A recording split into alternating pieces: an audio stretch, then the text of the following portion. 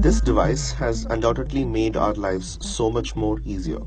And its inventor, Ajay Bhatt, had no idea how big a revolution it would become when he first created it in 1995. No, that's not the real him. That's the actor Sunil Narkar. This is the real Ajay Bhatt, who invented the Universal Serial Bus, or USB, all thanks to some connection issues his family had with old school printers back home, and the maze of ports and plugs he had to configure every time he rebooted his computer. It's also convenient now connecting our keyboard, mouse, or pretty much any other peripheral device to our PCs or Macs. But back in the early 90s, each of those came with its own cable and pin plug. This one was for a keyboard, this one for a modem, and this one for a printer, if you're wondering. And putting them together was quite a hassle and time consuming, even for an engineer like Ajay Bhatt. He figured it must be even more difficult for the layman. What was required was a single connector type that didn't leave people frustrated. And inspiration came in the form of the common electrical wall outlet. You plug in anything, electric kettle, microwave, your PC, and it all fits. But creating the USB ports wasn't the real challenge for Bhatt and his team.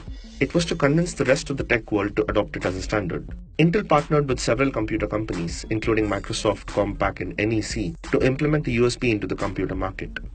There was competition, of course, in the form of Apple's FireWire. But that never really caught on because it was way more expensive to implement, requiring its own controller chips on both ends.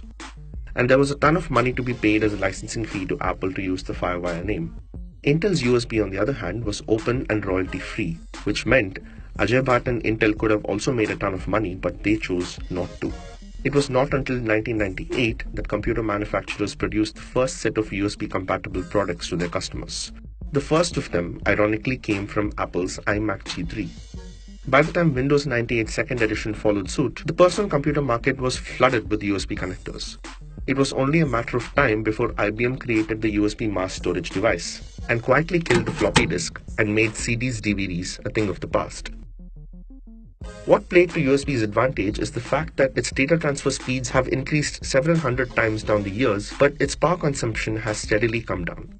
And that's not the case for now with the Thunderbolt connector developed by the same company.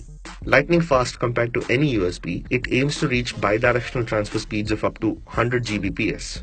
But that requires way more silicon, more interface support, and more cost, and a similar industry push from Intel as it did for the USB. Apple's 2017 keynote saw the introduction of a MacBook without any of the standard USB connectors, but just Thunderbolt. That might be a signal of shifting trends once again. There's also growing competition from the exponentially improving wireless transfer technology. But until the energy needs and economics are sorted out, Ajay Bhatt's USB will be the connector that rules them all.